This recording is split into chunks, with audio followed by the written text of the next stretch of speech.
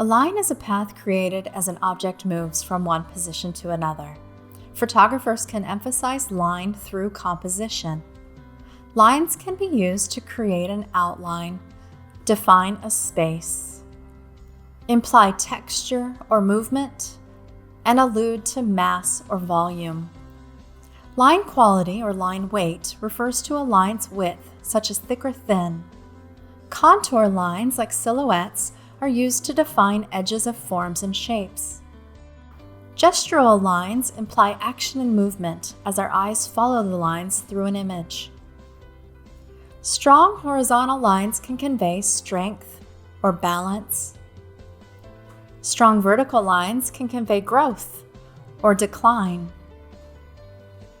Diagonal lines guide a viewer's eye through a work of art. Leading lines pave a path through an image, showing depth in space by using linear perspective.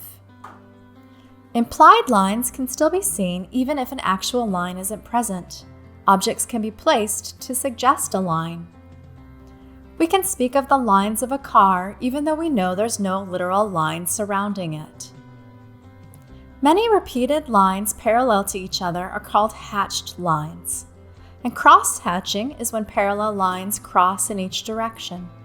An S-curved trail is surveyed as one of the most universally pleasing subjects in a work of art.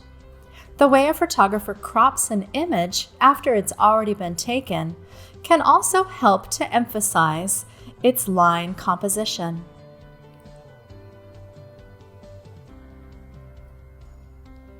One image can represent a multitude of line types going in various directions.